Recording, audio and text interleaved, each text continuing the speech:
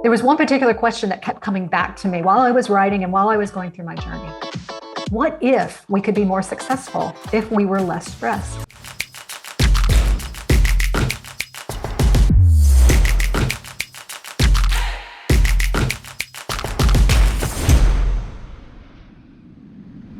On this episode of the Creator Community, we'll meet Jennifer Peavey, principal at the Black Lab, an innovation consultancy, and now published author.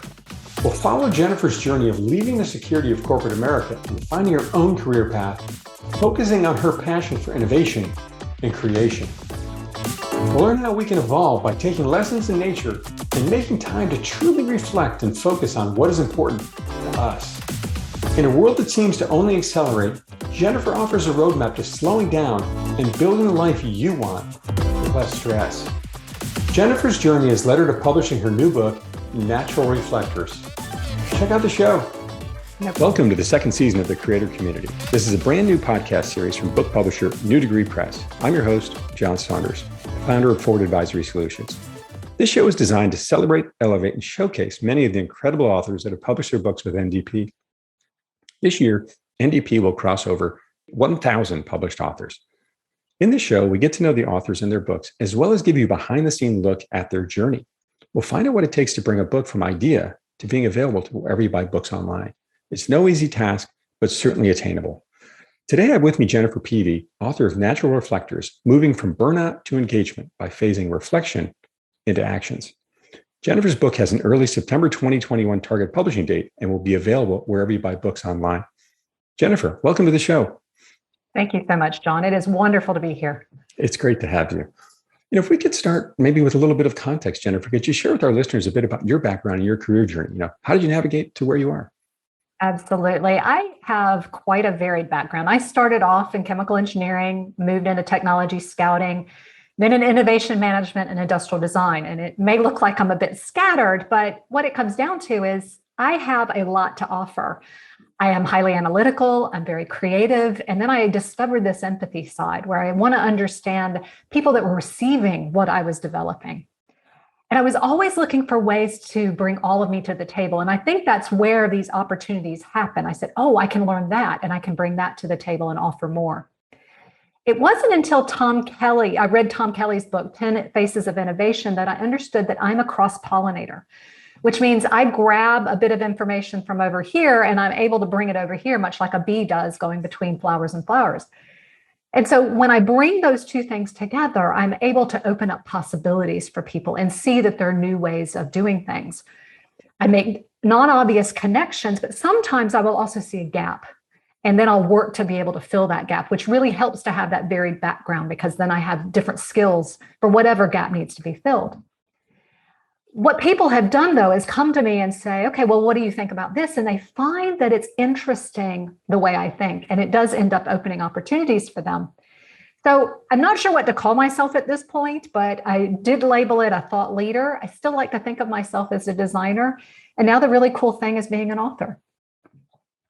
Congratulations on getting the book done. And I love this concept of, one, taking this diverse background and taking the time to, dare I say, reflect on how does this diverse background I have translate into a very meaningful skill set. It sounds like you found that, and that's right. And I love the parallels to nature as well, which of course your book has some themes around.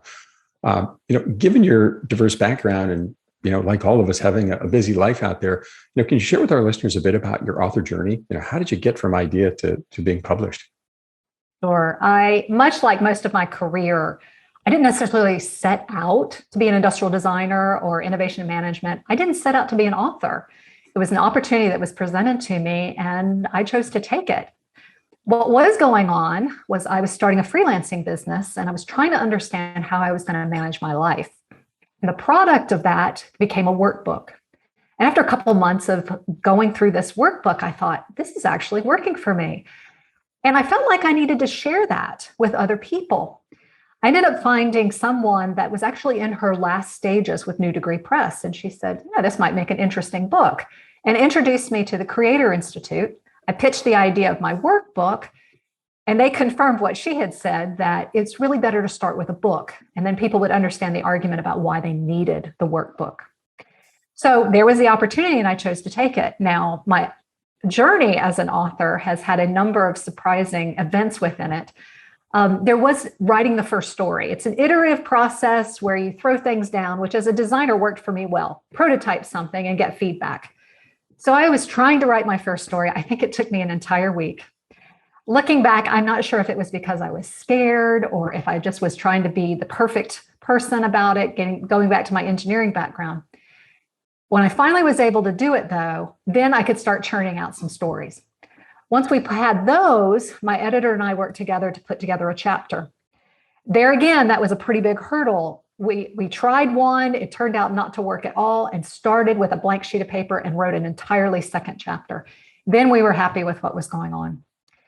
With the Creator Institute, the goal is to put together a first draft manuscript. And I knew that from the beginning. So I planned out what I was going to do. I was able to turn it in 2 weeks early based upon what we had planned originally. My editor came back to me and said, this 6th chapter is kind of meaty. Why don't you split that into 3? Well, I had 2 weeks left, so I decided to do that. The thing is, I really like to check things off my to-do list. So there I had turned it in, I checked it off my to-do list, and then the idea of splitting that chapter into 3, I was pulling it back off the list, and I was growling the entire time. I didn't want to do it. It's over. And I thought, no, this is an opportunity. I'm growing. I should be enjoying this. So I stopped and I said, why am I getting so angry? And I think the heart of it was my definition of success was it was printed on the page, it was in a hardbound cover, and the book would be in a bookstore. And then therefore I was not succeeding because that's the only definition I had of success. And I said, no, I was successful when I finally made that first story. I was successful with the first chapter, and I'm successful with the first draft. And I feel like those are elements that I should have been celebrating along the way. And I felt like that was a really great life lesson, not only for the book, but for everything I'm doing. I really love this story, this iterative process, this taking time to reflect, to look back and think, what is it, what can I learn from this rather than I have to do this or that and take these binary decisions.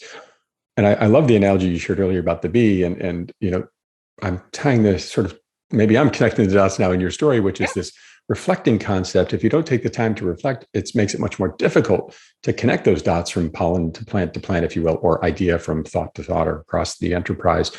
I really like that concept, and I appreciate the metaphor from nature that you used with the bees. That's fantastic. Absolutely. So Natural Reflectors, it took, as you said, it took so much time and energy to get this done. And it sounds like you learned a lot about yourself along the way, but given the time and energy it took to write, why did you have to, what drove you? Why did you have to get this book out there? Well, so going back, I was personally going through the topic. I had left a corporate position, burnt out. I was trying to figure out what my options were moving forward. I could go back to employment. I could start my own business. I could go back to school and have another career change. I had 4 up to that point. Why not another?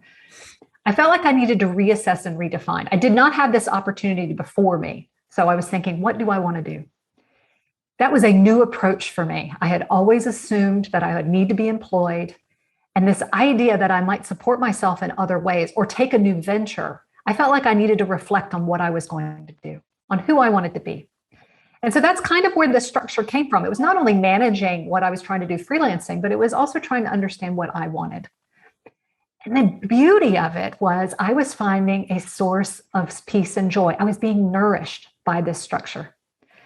Now, let me remind you, this was during the global pandemic and we were under lockdown. So I was not only dealing with the stress of trying to figure out what was I going to do, but now I was dealing with the stress of lockdown.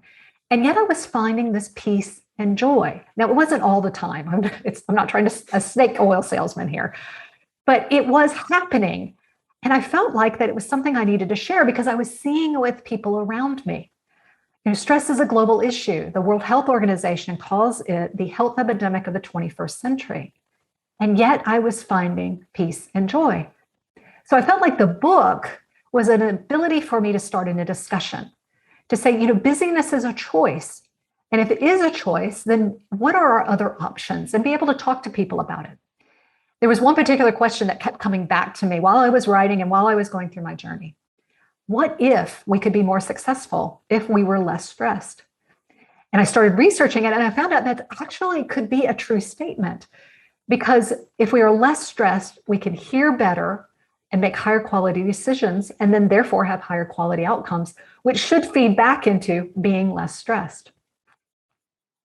I love that. And understanding and taking the time to reflect, again, this concept of reflection is so consistent throughout your book. No surprise it's in the title, but finding where the true purpose and passion in your life lies and leaning into it, if you will, and just the cathartic exercise of putting pen to paper and writing about it is I love that you found less stress in your life and you found yourself more productive. That is fantastic. Maybe let's get more into the book now. What is Natural Reflectors? What's it about? What is some of the high level themes of the book? So it's really a guide on how to do personal process development. And a lot of the lessons that I have in there there are three main ones. The first one is this idea of needing to shift your mindset or a paradigm shift. We have been taught and told a number of things about the way we are supposed to handle our lives, and we need to open ourselves up to other possibilities.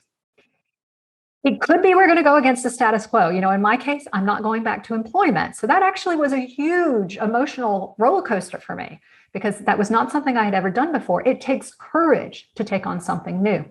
It wasn't that the outside world was pressuring me to be employed, but it was something that I thought I had to do. So that's where the shift in mindset becomes important. The other thing is understanding long-term thinking, or maybe playing the long game. It isn't about the play that we have today. It isn't about just today. I always use the metaphor for myself that today is a brick and I'm building a wall, and all I need to worry about is that one brick. But then there are times that I can actually stop and look to see that entire wall. And that helps me understand that I am actually building something larger. And if today doesn't go well, that's okay. We'll lay another brick tomorrow. And the system that goes together will create what I want it to create. So my hope then with that is that we're becoming less reactive and more proactive because we can see the long-term game. The other thing that I think is important is to be able to understand what works for us individually. We all are unique, but we need to understand ourselves. It's not only what is important to us, but how will we work better? And we're really designing a life that is for us. And so it's not only what is good for us today, but also how are we going to adapt? So it's almost going back to that shifting your mindset, is being open to the fact that I am going to change. So creating a space for self-care so that you can hear those answers, being able to focus on what really matters, and then also taking a moment to say, what in the world is not working that I still am continuing to do? And maybe I shouldn't be doing that, so that I can open up space for something I do want to do. I really appreciate this mindset shift of, really, it sounds simple, but it's so powerful. Being open to change and recognizing that we don't have to live the life that, some news clipping or, whatever we've been told or led to believe that this is the life we have to live. In your example, thinking, I have to go work for a big company. That's the only path to success for me.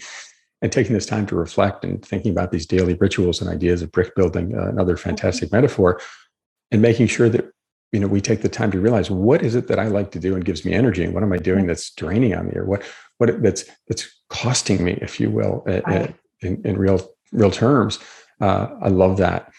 When you think about reflection, you talked about stress, and stress can, of course, lead to burnout. How have you found in researching your book and just your life's journey, how have you found that reflection can help prevent burnout? So before I get into that, let's back up and say, what is the definition of burnout? And so the World Health Organization calls it the management of chronic stress. So it's not a one-time event. Stress is going to happen in our lives, but burnout is the fact that we are having high amounts of stress over a longer period of time. And the symptoms of the burnout is the fact that you're exhausted, there's lower productivity, and you create a mental distance between yourself and whatever is causing the burnout. A job, it could be a relationship, whatever it is. I like to add a fourth definition to that, because I think ultimately what is behind it is that there is a lack of trust that there will be a positive outcome. There's almost this moment where you think, it doesn't matter what I do, it's not going to work. And so therefore you don't care anymore and you don't want to do anything. You literally give up.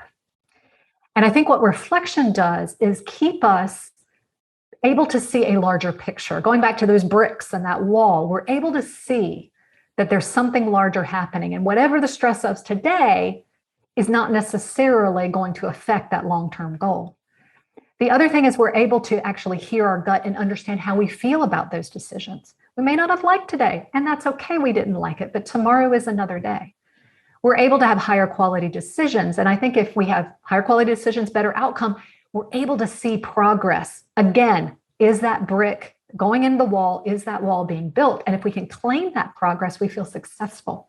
We start to believe that there is going to be a positive outcome. I liken it to driving down a highway road. And if you've been in the Appalachians, you know you can have a number of switchbacks up there. So you can imagine you're driving down, you've got a cliff going off to the right, you've got oncoming traffic, and that mountain going straight up to the left. I like to say reflection is what you're doing to stay safely in the lane. So it's watching the car in front of you and saying, am I coming up too close? Taking a look in the rearview mirror to see what's happening behind you. Oh, look, there's a sign. I'm about to go through some switchbacks. Maybe even checking in with yourself saying, you know what, I'm feeling drowsy. Maybe I should stop and get a cup of coffee before I try to focus on what's about to happen. And I think all of those things are just simple nudges that keep you from getting into burnout. You know, the alternative is you could be on the phone with a friend processing some argument you had at work and being completely distracted. And maybe you did pick up that cup of coffee and you got a cheeseburger that you're also trying to eat while you're going on the road and completely missed that sign. So those are the things that can lead to what is happening with burnout. The other thing is, what if you're actually burned out? Let's say you've just pulled off on the side of the road and you don't want to drive anymore, or heaven forbid, you've gone over the cliff. The nice thing that reflection does is give you a moment to say, where am I? Am I sitting on the side of the road? How am I going to get back on the road and get back in the lane and get going in my life again? What are the steps that I need to do that? What is it that I care about enough to take those steps? And it may not be that job. I'm not saying you have to go back to whatever the source of burnout is, but there may be reasons that will get you going again. And I think that's how reflection not only prevents burnout, but it is a way for us to get out of it. When you think about,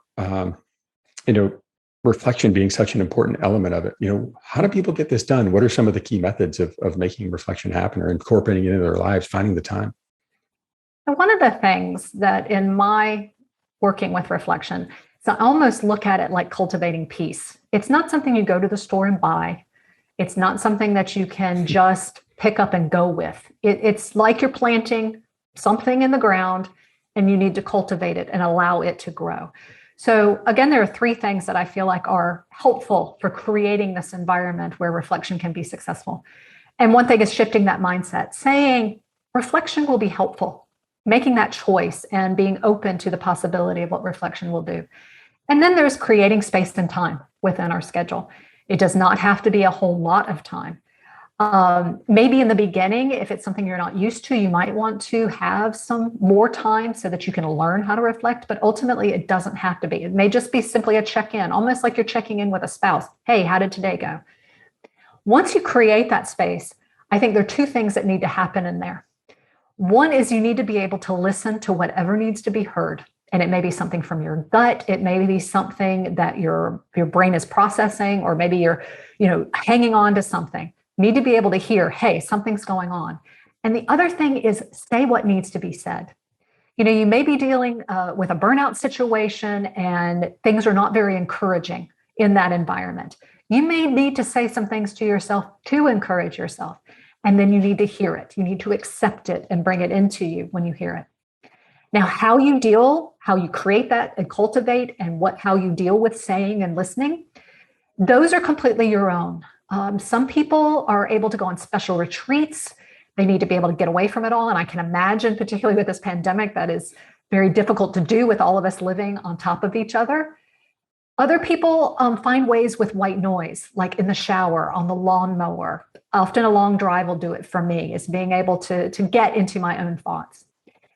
Some of the ways that I work is to actually journal and have a quiet time. I start every day with that, where I check in. And it's just like what I said with driving down the road. I'm checking in with myself and checking in with my environment. How are things going? Now, you can also have some prompts that'll help you, like particularly when I'm working first thing in the morning, I may not be the most awake. So it's nice to have these prompts.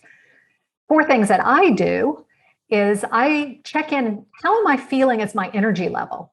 if I'm particularly energetic or not energetic, I'd like to know why. What happened yesterday that may have drained me, or what energized me? Because if it energized me, I want to do that again.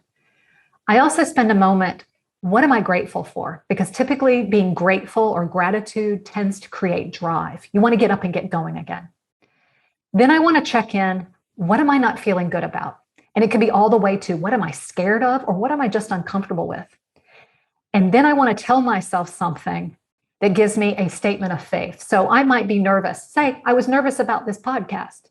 And so I sat down and I said, you're going to do an excellent job. I'm a little, being able to give myself a cheerleading moment. And then the last thing is, what do I need? Is there something that is going to nourish me? Now, I find there that I struggle with, what do I need to do? And I will think, I need to clean up, or I need to do this. But I always have to stop myself. What is going to nourish me for that day? And so like for today, it's Friday, I'm going to have a really good meal for dinner, because food is always something that feeds my soul. So you can see there's some things in there that what needs to be processed. Why do I think it's important? Sometimes you can use those, but sometimes you could go to books or devotionals. I've even used YouTube videos. And in fact, most of those prompts are things that I grabbed from other sources. But again, it's something that needs to be, what does it resonate with the person who's taking on this personal product or personal process development? I love the fact that you've thought about and created this process to help get this done. Is there a key element to the story? You talked about nourishing, maybe that's it, but that really helps people. Maybe we take time to reflect and we feel like, oh my gosh, I've got so many things going on. I don't even know where to begin. Is there kind of a thought on helping people prioritize that? Is there something in there from your story? Well, it's funny. I had some time with my coach yesterday, and we actually had this conversation, exactly what you're saying. And often what I do, and sometimes it's completely counterintuitive, what is irritating you the most? Because what is irritating you is probably distracting you from what you really want to do. And it's causing stress. And so I have a number of projects that are going on. None of them have anything to do with the front yard, but that was the discussion we had. Is it had poured down rain here. We had a hurricane go through, and I went outside and went weeding because I was just really irritated by the fact of how my front yard looked. In the rain?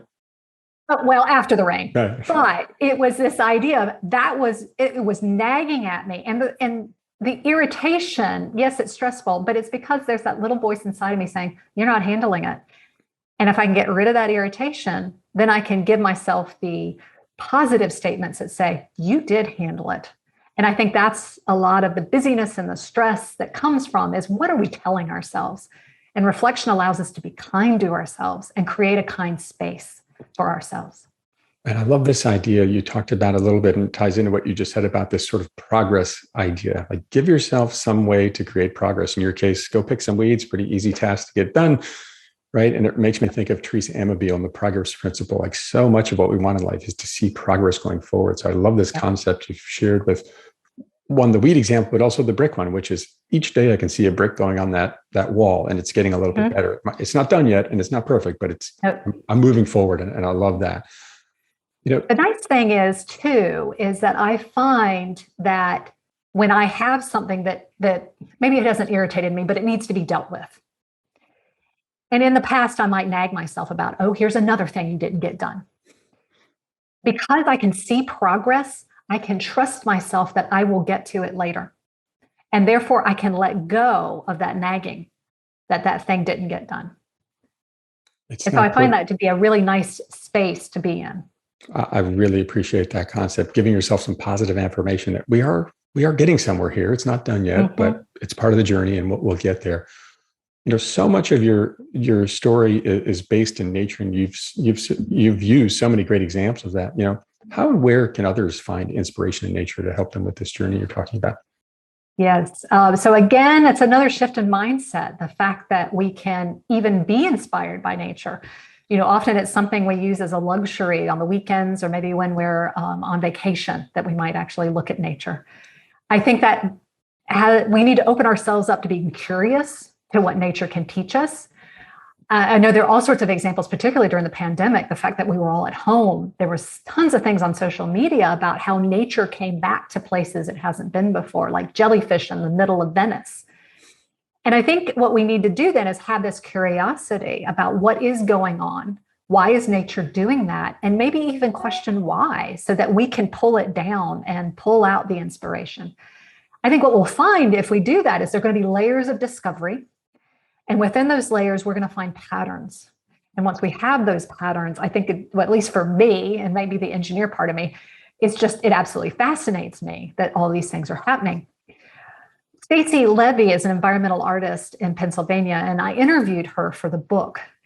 She likes to tell stories or have her artwork tell stories about how nature is moving, particularly in urban environments, because the further we are in the cities, the less likely we are to notice, or we assume that nature's out in the country somewhere. She had installed an artwork in downtown Philadelphia on the Schuylkill River. It's called Tide Field because it is a tidal river, and that's actually a very unique thing. So she spent about 2 years just studying the river because it does have a tide and it has ebbs and flows, but it also has currents because the water is coming down from the Appalachians. And then she finally put her installation in, and what she decided to do was to emphasize this idea of the tide and the cycle that it has. She took a number of buoys and strung them together. There were 9 of them, 3 of 3 different colors. And so when it was high tide, the buoys would stand upright. And so you would only see the top 3. And then at low tide, it would actually come down and sit on top of the water. And that was what she was hoping to do, is all those people in all those skyscrapers in downtown Philadelphia would be able to glance out at the river and have this sense that this tide was happening completely independent of whatever their PDAs and their phones were telling them to do. That it was happening out there and it was consistent and it was something you could depend on, and felt like that was something people needed to hear. It also allowed them to notice the river. But what was interesting was those buoys on the surface actually started moving with the currents. And it revealed all sorts of new patterns because this buoy might move this way and this one might move this way. And she had not seen that before. She spent 2 years with that river. And until she put the buoys on it, there was a new layer for her to discover. And so I think that's something that we can do, is we can observe, we could watch YouTube, we could go on vacations, we can go look at what's outside. But once we interact with nature, we may also get another layer of discovery and more lessons within it. And I think the only way we interact with nature is to put ourselves in it, right? And exactly. One thing I really try to do with my family is go out and hike on the weekends in the middle of nowhere on these trails. Yep. We have all these lovely trails around. Get away from devices, get away from all the screens we see in our daily lives, yep. And just see what's around you and the movement of nature and these things. I love this buoy example, and I wonder how many people in Philly, found some really calm and help in that, and seeing this really interesting pattern happening around them. When you think about this inspiration that was found in the Schuylkill River there, how do you apply these lessons? What nature teaches us. Did she share any examples of that, or do you have any you'd like to share? Sure. I think what it comes down to is what resonates with you. With Stacy, it's about water and water flow. And it'll be what connects with you. And some of it may be a physical realm. It might be over time. And then what Stacy likes to do and what I have learned to do is create a metaphor of it. How do I actually pull that into what I do during the day? Once I do that, though, it's not something, I take it on all at once. I mean, she took 2 years before she installed this. I'm sure she had prototypes. I'm sure she tried things. So you start with something that resonates, you try it out, reflect on whether it helps or not, and then adjust as needed. And eventually, I think you're going to end up finding there's something that does work for you. Another thing that I have done, though, is letting go of what didn't work. So it might be I went down a road and it worked for a time period, but it doesn't work forever. So it might be that we need to go back and either go back to that particular example or not. So for me, I was looking at how to put together reflection and action. I know that I'm highly intuitive, and I knew that if I took the time and got into a space where I could think about things, that was part of my superpower. So I wanted to intentionally create a space for that. And I wasn't sure how I was going to do that. And it was more than just that morning ritual of saying, okay, how am I going to get up? And am I checking in? I wanted to do it on my projects. I'm not really sure how it came about, but there were a number of different sources. And I ended up looking at the moon. And part of the metaphor for me was the fact of how much light was the moon giving off. So what I did was, as the new moon was dark, that was when I would reflect more. And as we moved to the full moon, when it's light, there would be a lot more action. And then obviously I would go back towards the new moon for having more reflection. And so what was happening? More light, more action. I would get more into details. And then as I was less light, I was reflecting more and I was dreaming more. And I liked that because there are 13 moons to a calendar year. So that was a time period that was about a month. It was a short bite. It allowed me to try things out. And then if I didn't like something, I could try it out again or try something else in the next moon. So I really appreciated this cycle. Now, what's interesting about that was 2020. 2021, I said, I could do the same thing with the calendar year. In the winter, it's darker. So therefore, I'm doing a lot more planning and a lot more imagining about how I want the year to go. But of course, now that we're in the summer, when there's a lot more light, I've got to-do lists galore. And there's one reason I have all this chaos and why the weeds were bothering me. It's just the fact that there's so much going on. It's been something I'm trying out this year, but I'm really excited about next year because I'm seeing how I could plan it even better and maximize on this time period of to-do list versus a time period of dreaming and planning. The other thing I'm starting to wonder is, obviously that happens on a time scale of a day. And it may already be happening. I'm kind of slow in the morning and I slow down at night. But it might be interesting to be more intentional about what I reflect on, maybe those prompts again, and maybe how I manage my actions at the height of the day.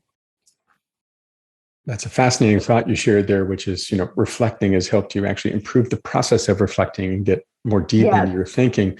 But I also appreciate this concept you continue to share, which is observing nature and how it changes and goes through these cycles and helping us maybe better understand that we're also, in that sense, our lives don't go in a straight line. They go through cycles. Things cycle in and out. Days are longer and more stressful, less stressful, what have you. So I really appreciate that parallel you're sharing and how if we observe that more in nature around us, it might help us better understand how our lives are going to change from day to day and be more accepting of it. It's going to come and go. And we have to be more comfortable with that. I love that idea. So many great lessons here. And I love that there's a process to help people not only get into this reflective mode or understand this reflective mode, but in stressful modes, but get out of it as well. Yep. When you think about this journey overall, Jennifer, for you in writing this book, have there been any unexpected positives just going through this journey for you?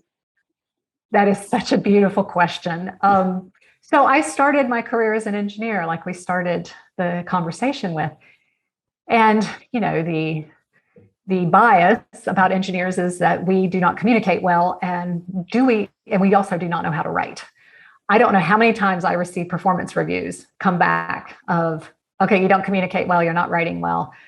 I then did take classes where the teacher looked at me and kind of scrunched up their eyebrows. They told you that? I didn't pursue it, and I should have done that.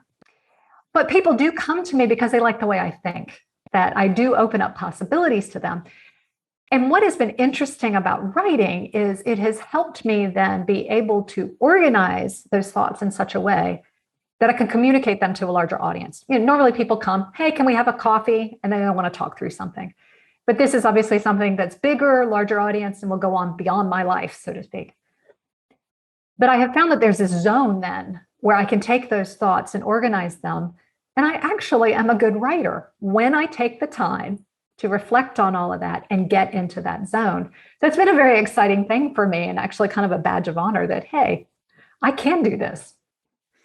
There was a writer hiding in you all these years. And in fact, one I'll call less than stellar manager seemed to try to stifle that for some reason. Maybe they didn't appreciate your style of writing. Maybe that was it. But or maybe I was lazy. I may not have been spending time reflecting. I may have just been writing and it may have been indeed bad.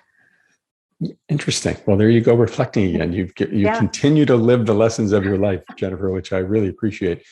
What is a key message or what do you hope people take away from reading your book, Jennifer? Absolutely. I think the key first thing is that busyness is a choice. I don't know how many people I've talked to and they tell me everything that's going on in their lives. And I might mention, well, you don't have to do that. And they say, yes, I do. I realize we set up our lives in a certain way. but it is a choice. But whether it is my process or another way or facing it differently, it's not a light switch that just comes on and off. It will take a lot of doing, a lot of bricklaying to be able to change things, but it is a choice. And I want to encourage people to take that up.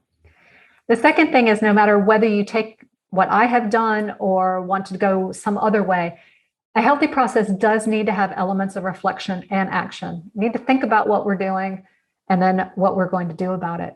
There are a number of different ways. Nature can be inspiration, but as far as an academic research area, there are 3 different main areas of reflection if somebody wants to dig more. There's reflecting before you do something. So it's planning what you're doing. There's reflecting back on what you have done so that you can improve it. There is also reflecting in the moment, kind of like driving down that road. You take in information and you adjust to stay in the lane, but it's a continuous speed cycle. And each of those is unique, but I think people need to also look at themselves as unique. Just because somebody else does it that way doesn't mean it works for you. It doesn't mean we can't borrow what we learn from them, but to also make this unique to yourself. I think that's very important for us to get that kind of satisfaction and peace and joy that I think we all really want deep down.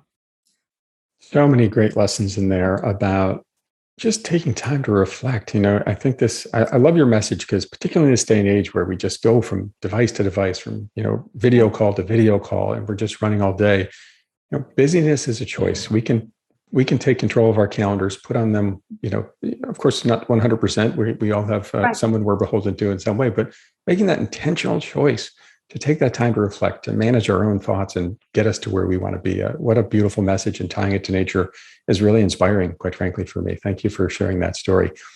Thank you. Jennifer, if people want to learn more about you and your book, where might they go? Sure. My social media handle is at jennifer.theblacklab, which that's my freelancing business. Why it's that. And then also my website is jenniferpeavey.com. So it's very easy to find me there. That is outstanding. One quote I saw on your book that was a praise quote I thought it might be interesting to share is, there's an interesting topic that the author researches specifically to find an aha moment living inside of her. I was jealous she got to see the light. Scott Clear, Chief Design Officer at the Defy Company and principal of Defy Design. I thought that was a really brilliant story, a brilliant quote he shared. Jennifer Peavey's book, Natural Reflectors, Moving from Burnout to Engagement by Phasing Reflection into Actions, will be available early September 2021 and be available wherever you buy books online. Jennifer, thank you so much for being on the show. Thank you, John. It has been a pleasure to be here. Great to have you. I'm your host, John Saunders. Keep moving forward.